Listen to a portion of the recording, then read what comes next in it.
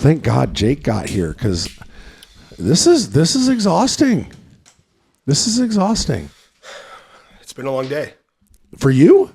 It has. What the fuck have you been doing? I didn't sleep until 7:30 like you did. Whoa. Okay, one time. So we know that we know of. That we know of. Okay, well, you get my text messages every morning. They're probably automated. I'm gonna fucking kill him. I'm gonna kill him on this podcast. It might be one of the setters. Is it you? I don't know. You don't have a setter in your text messages. We don't know that, Justin. Hey, Kelvin. What's up, Justin? Can you take those glasses off before I just fucking knock them off your fucking face?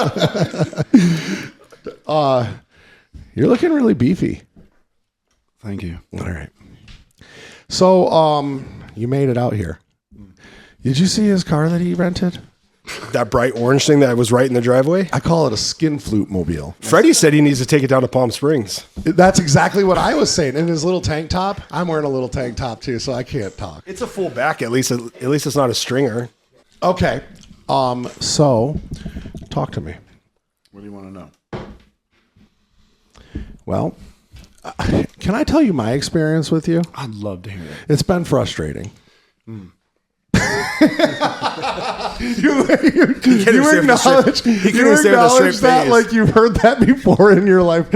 Is that true? I've disappointed many people, so I understand. Not saying that you've disappointed me, but here's a guy, okay, Kelvin Whelly, right here, that has more talent. That has more talent than anybody in this room, including myself. And you can't get out of your own fucking way sometimes. Truth. What are we gonna do about that? The room got really quiet. They're like, oh, fuck, he's hitting hard on this fucking guy. Well, like I told you when we were over at the sandbar, it's about refocusing. Okay. And, a lot of things in my life I know I want to do.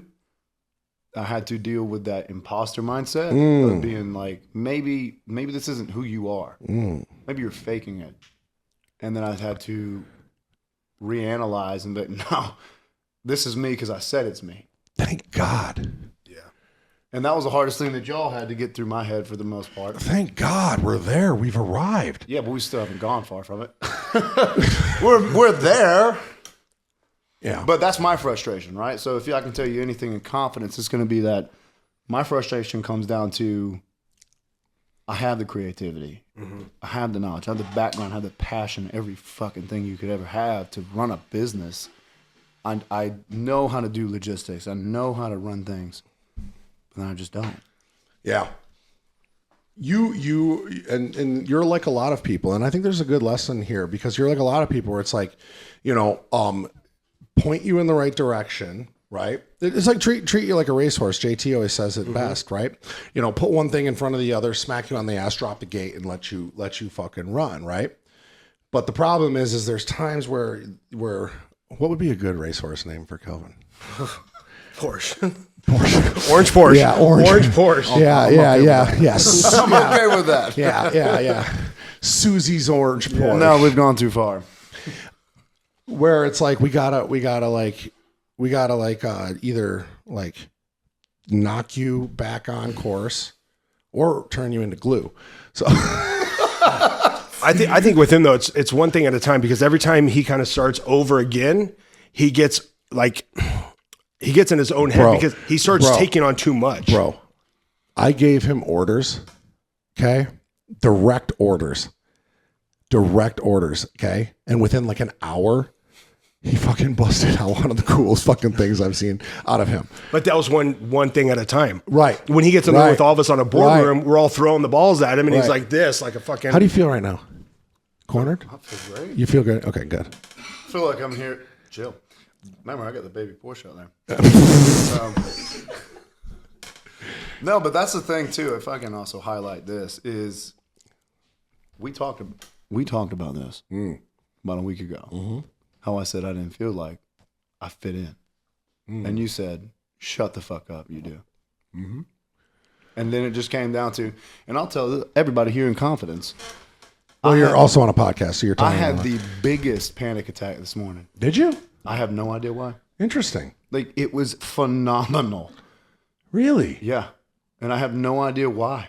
Because I was excited, everything here is something I want to do, but I just kept pushing through. And that was a life lesson right there in itself. Yeah. In the deepest depression of all possibilities, messing with your head, I still got the job done. You did.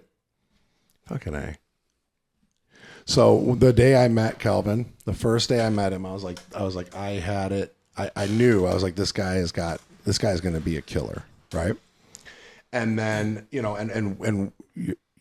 had a backing, right? You had a guy you had a client of yours that fully like believed in you and fully wanted to see you succeed.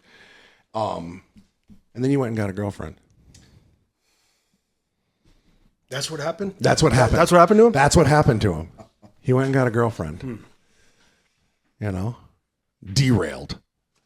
Derailed. But she's gone. Yeah, she is. She's glue. She is glue. Okay. Now what? I think now we're already seeing what's happened. Yeah. I've already refocused from that. No shit. And you have told me, all my good friends have told me, it's like, bro, this was traumatic. Like, I don't know anybody personally who's gone through any shit like this. Mm-hmm. And if I could have thought how they would have got out of it, it wouldn't have been the way you did. Okay. And so I just said, okay, if I can do that, then I can keep going. Yeah. And I can keep adding to a little bit more pressure on me to build and be successful. But that's not for me, right? That success is not for me to enjoy only. The primary reason I have a business has always been the focal point of my son. Every single time. Interesting. Mm-hmm. I want to know why you thought you didn't fit. Why you didn't have that confidence to begin with. I can tell you why, but I'll let him, and then I'll give you my synopsis. Okay.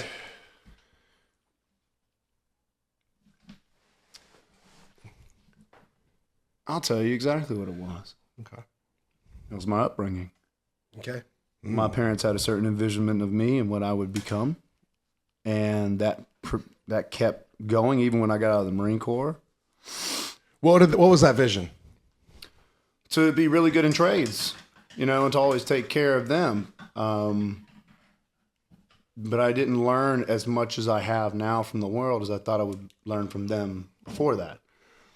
I've had greater mentors and individuals who have coached me up, like yourself. Let me ask you this. Did you ever feel like, before we get into that, what derailed from that vision? Other than the fact that wasn't their vision for you wasn't the vision you had for yourself. I think the number one thing in my views would be the capsizement of my marriage. Okay. Because that was my career and then my marriage gone in an instant. Okay. And then I was like, oh, I have nothing else to do. For me, I've had a similar situation, and it was like a self-sabotage moment. Can you relate to that? Explain what you mean by self-sabotage. Well, what we always talk about in terms of instant gratification, right? Pleasure seeking. Just shortcuts, which ultimately always leads to self-sabotage. Can you vibe with that? I can agree. So so this is where I was going to get at, is a Jekyll and Hyde. Do you know the real story of Dr. Jekyll? And Mr. Hyde? Yeah. Do you know why Dr. Jekyll became Dr. Jekyll? No. Does anybody in here know? You said it. I don't remember. So Dr. Jekyll became Dr. Jekyll because those were the expectations that his parents had for him. Copied. His parents were very serious and wanted him to be very serious. So he had to embody this serious doctor that didn't smile, didn't have fun, didn't do anything. He was, that was what was like, and not saying that it was to that extreme, but it is. Mm-hmm. I had a father who was very demanding of me. My life was laid out to do one thing and one thing only. And it was like I was constantly living in that shadow, right? But then I had Hyde. I had Hyde, right? And as Hyde started to find his what turns out to be self-sabotaging vices, right? The potion, right? He would take the potion, right? And he would turn into this like sex crave party boy, outgoing, fun, funny, host parties, things like that. Sounds familiar. Sounds familiar. I mean, I got to agree with that completely. Yeah. I mean, that's not a perspective I actually thought of, but damn, does that hit on the money? Yeah, it does for most of us. Yep. You know, most people that have struggled with things like substance abuse, you know, traumatic relationships.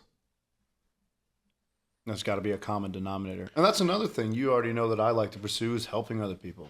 In general, naturally we do. When we overcome situations in our lives where, like, you know, it brought us to the verge of like massive self-destruction, right? And then suddenly we latch on to the thing that fixes us, whether it is service, whether it's bodybuilding, whether it's, you know, just fitness in general, whether it's coaching, whatever. We find something that we latch onto because it makes us feel better. It's no different than the thing that was destructive. It's the same feeling. It's the same oxytocin, the same like chemical release that we get. But all of a sudden now we're latched onto a positive thing in our life. But the problem is there's always hide.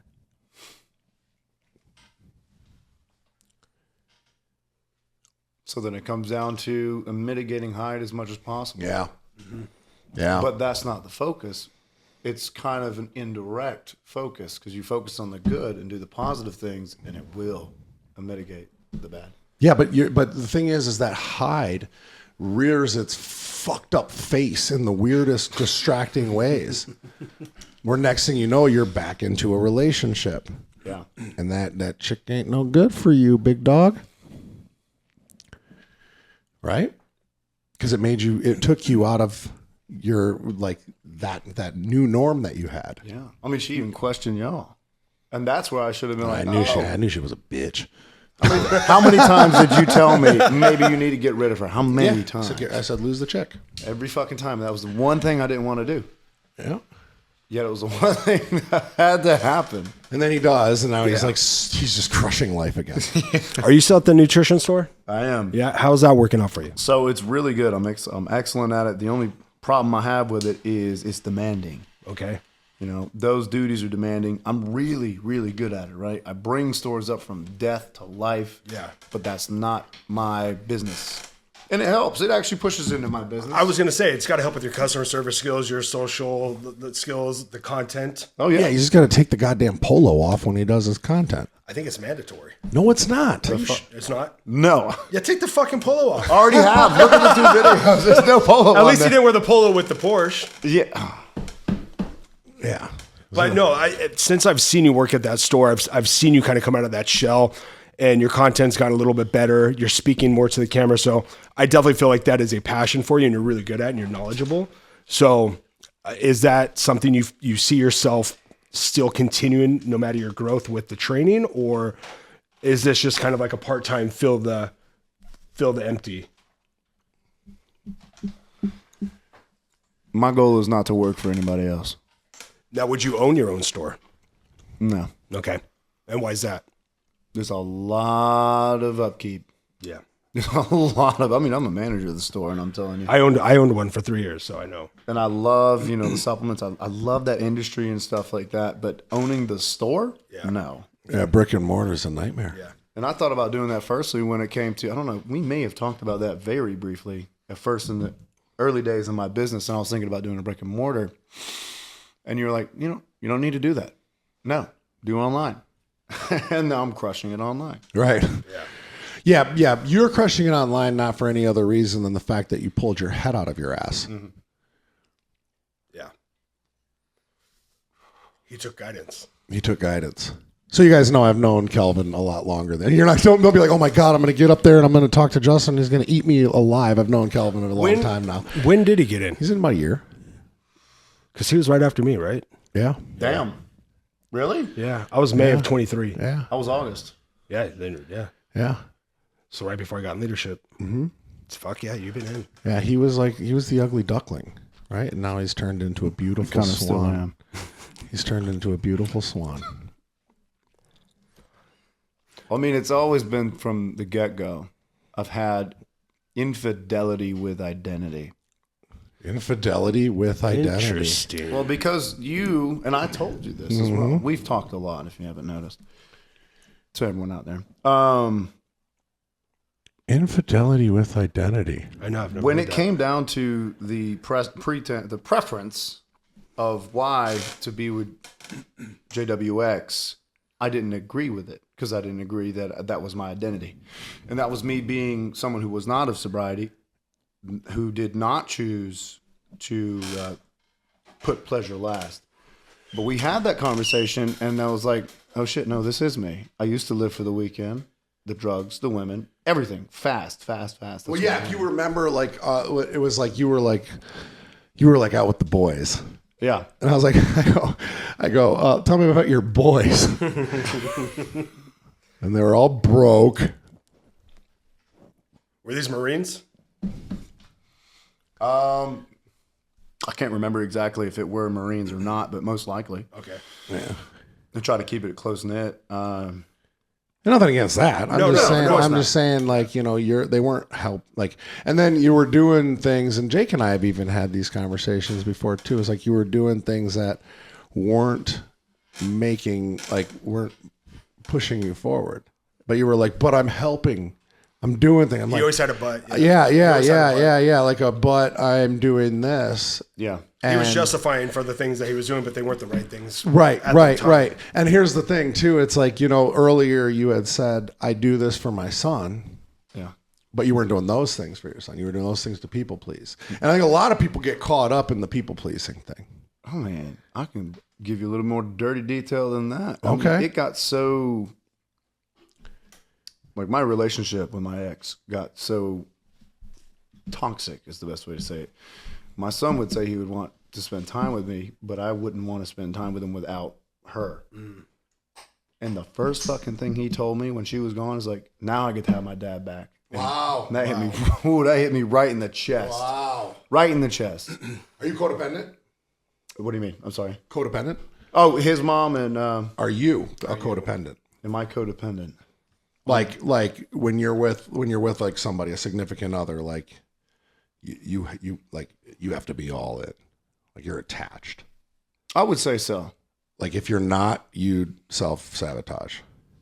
Possibly. Possibly. I don't know for sure. I used to be that way. So that's why I ask. Same. Were you? Oh, yeah. I mean, I always thought that in a relationship you have to be all in, but the point that I didn't understand was my time. Yeah. Me time. Yeah. So yeah, maybe that's exactly what it is. Interesting. I'm finding out things. Every day. Right. Yeah. And that's where the growth is. I'm a codependent as a motherfucker. I am as codependent as it gets. But I had to learn, I had to do the self-work. You know what I mean? In a relationship, if if I felt like if I had too much time to myself, I would self-sabotage. I would implode. And that there's a level of doing like so much work on yourself to where the first thing that goes, because right, like most people are codependent and self-sabotage because they don't have any self-worth. Very common.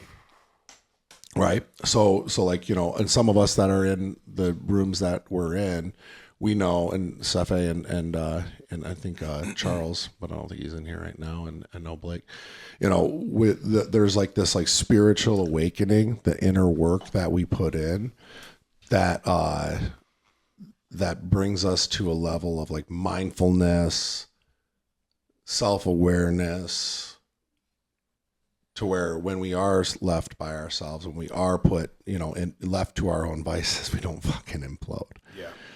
Yeah. Can I be honest with you? Please. Absolutely.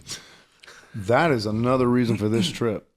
And that's why I think I may have had that panic attack yesterday, because I got a call from the owner and he's like, all good stuff. Yeah. He's like, I want to push you harder and do this and do that and do that. Because he's seeing success. It's kind of like the golden goose. He's laying golden eggs. I want more golden eggs. And, you know, I had to stand up for myself and be like, well, I got to be honest. I need more pay. You know, if this is where we're going to be at, and you're going to, you know, this time's going to take away from my business, and I'm going to add it to you. And you chose to tell him that when you were 2,300 miles away? No, I told him that when I was getting home from freaking work. Hopefully you got a job. Hopefully you got a job when you get back. You usually don't say that before vacation. We've had this conversation already. Did you get that in writing? Did you get that in writing before you went on vacation? It was definitely before vacation. All right. Because he had asked to talk to me last night about a couple things, and it was just praise. But it's like, that's good. All right. But I sat there and I was like, take your shot. This is where I need to make my stand. Because I've done excellent. Every single job I've ever done in my life. I mean, we'll start off with the beginning. The Marine Corps. I was married twice, promoted twice. And everything else after that just kept with that level of success and trying to be the best, efficient, whatever. But it was always for someone else. It was never for myself. Scratch that. The Marine Corps was for myself. And everything after that wasn't until now. Have you ever heard anybody say that? No. That they volunteered for them. I was just going to say, the Marines got to be the least selfish thing you can do. In my opinion, I don't know. Well, depending on the reason, but that's a pretty big. Let me ask you, when you join, tell us the reason. Tell us the reason. Yeah, I was about to go into assumptive mode, and I'm like, well, hold on a second. I'm literally not going to pretend like I know. I would never call someone selfish who fucking signs up. So, I mean, hey, I was still selfless, absolutely dying more for my country. I mean, I signed up for it. But the initial reason I told my father was, I'm going to be better than you. Oh. Because he was in the Army for like 17 years and the Ranger, and I was like, well, I'm going to go in the Marine Corps. I'm going to be better than you. It wasn't, and maybe I don't agree with it right now, and maybe it will be something I agree with later, but I don't think it was from a selfish standpoint that it sounds like. Okay. I think it was more playful.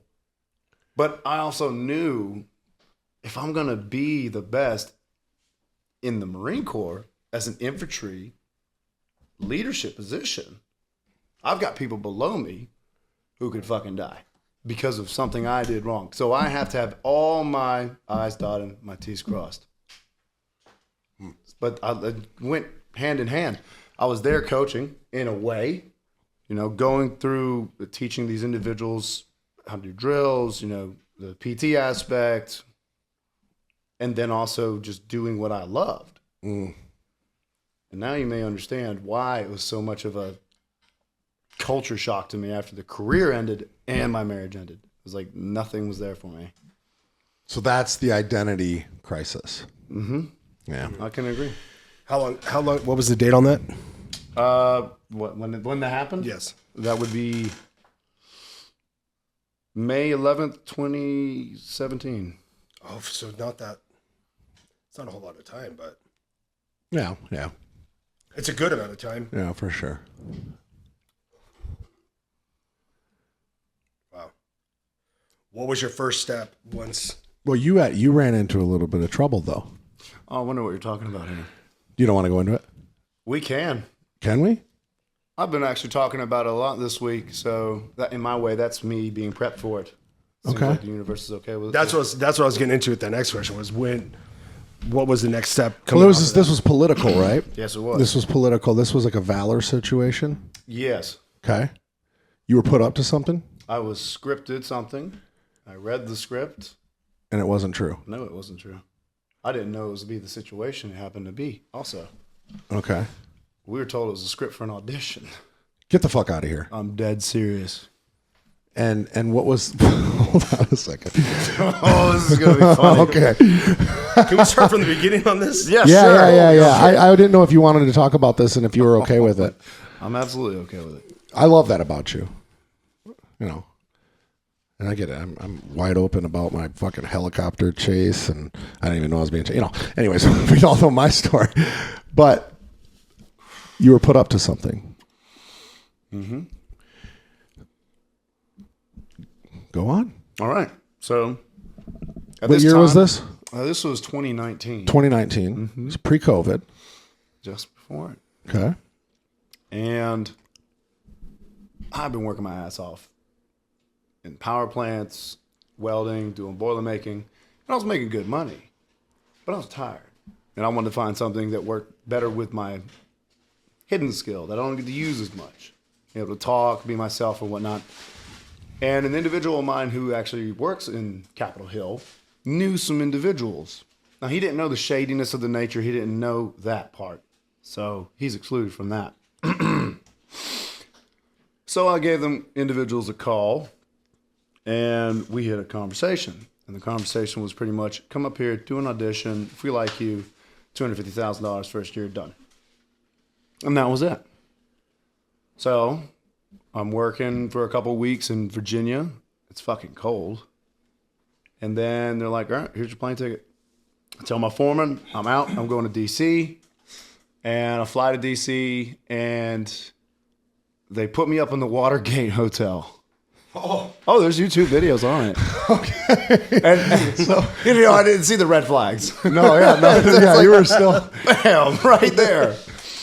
And after that, I was treated with unbelievable, I don't know what you would say. Like hospitality. Hospitality, everything hand and foot. I ain't never experienced that, And I was like, okay. And I didn't think evil of these individuals. I thought they had the best intentions in mind. Well, the next day comes around and they give me the audition. They give me the slip. I read it out. And I'm like, yeah, cool. This is similar to my background, but this isn't true. Like, I don't put my stamp of approval on it. It's an audition. Everyone reads fucking scripts. Have you ever seen any Star Trek movie? It's not fucking true. Yeah. So that's what I went into. Seems pretty official, though, for an audition, don't you think? Wow. Yeah, I did let some things slide by. Well, yeah, but listen, you can't blame you for being a human. Like, you're put in a situation where you're getting paid a shitload of money. Yep. They're treating you a certain type of way. I think any individual would be like, even if you felt a little off about it, you'd still be like, I'm here to do a job. Go on. And so I went to his house over in... What was the script? The script, you think I remember it? Yes. I think you remember it pretty clearly. So there's some key points to the script that I'll definitely bring up, but I don't remember the entirety of it by no means. And the key points of it was my identity, or the identity they wanted me to personify, and the defamation of president-elect? What would you call her? She was running for presidency. Okay. Hillary Clinton. No. And wait, who was it? It was Elizabeth Warren. And oh, really? Yes. This I didn't know it was a lib. Yes, it was. Okay. Go on. So there was some. Oh, Liz Warren, she's getting dirty like that. Oh, huh? She even tweeted and said, "Oh, my Houston Cougar nature is still hanging around." I see, and SNL even did a fucking script of it. This podcast is fucking SNL. SNL did a script. I think it was very short, but the actress was saying the same thing as that tweet that said, and then she was like, "Oh, that Marine," and I was like, "No." And that was you. That was me. So what was the script? So we're going to move into the script. The script was a description of the times where there had been times where she had hired a male prostitute. That would be me. And we would do things. With Liz Warren? Yeah.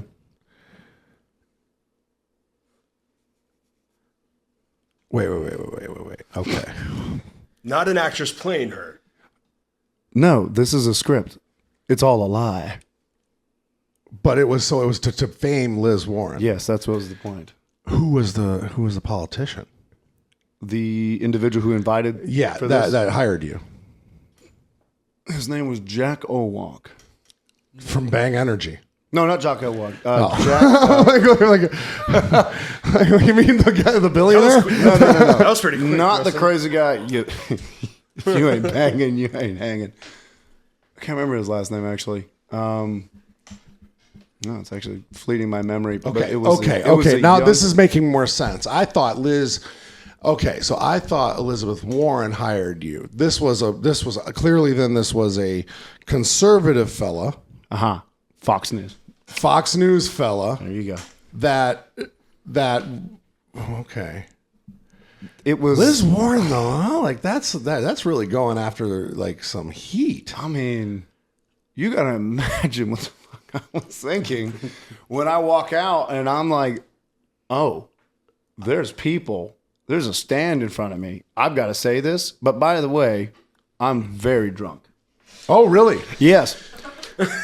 Yeah. Okay, now this is getting. I was very liquored up. He left that out. Okay, so all right. So just so we can put this back in perspective, okay? So we have a Fox News fella, okay, and he's basically saying we're going to. So at that time, it would have been Andrew Yang, it would have been Bernie Sanders, it would have been Elizabeth Warren, it would have been obviously Hillary Clinton. Yep. And basically he said that he wanted you to go on stage or go out and say that you were a sex toy for Elizabeth Warren. That's it. That's hot. So, okay. And obviously this gets debunked and blows up in your fucking face.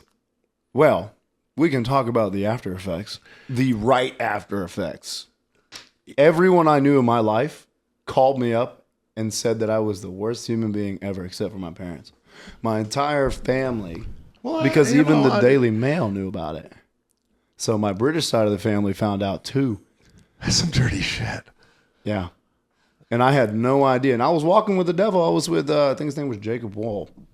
And I was walking with, we were on top of a rooftop bar.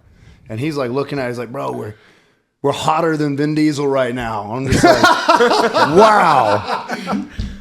I've got something that's hotter than Vin Diesel. And that's all I saw with rose-colored glasses. And I just didn't recognize what I did until my ex-wife called me. She's like, what the fuck did you do? I'm like, what are you talking about? Because I was so drunk.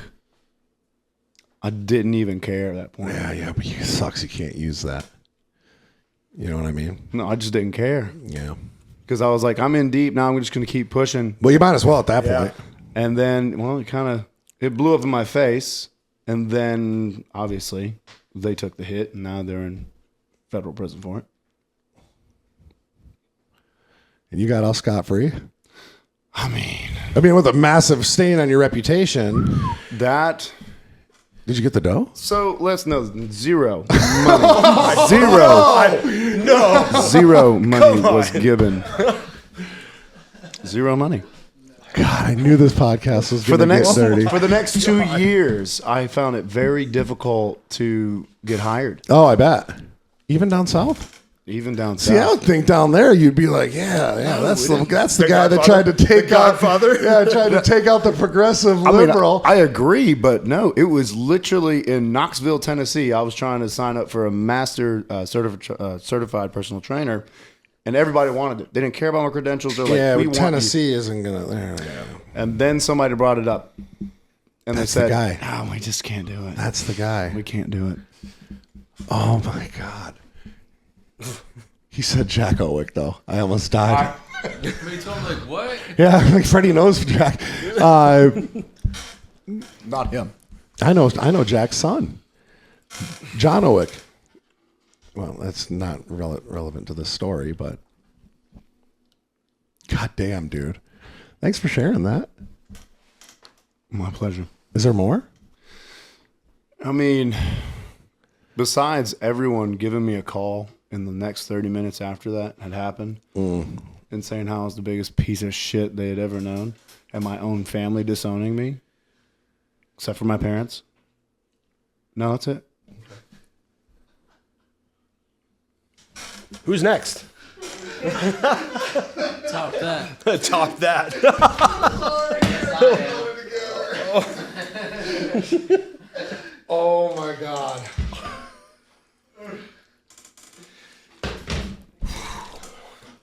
That's another episode of the Podcast.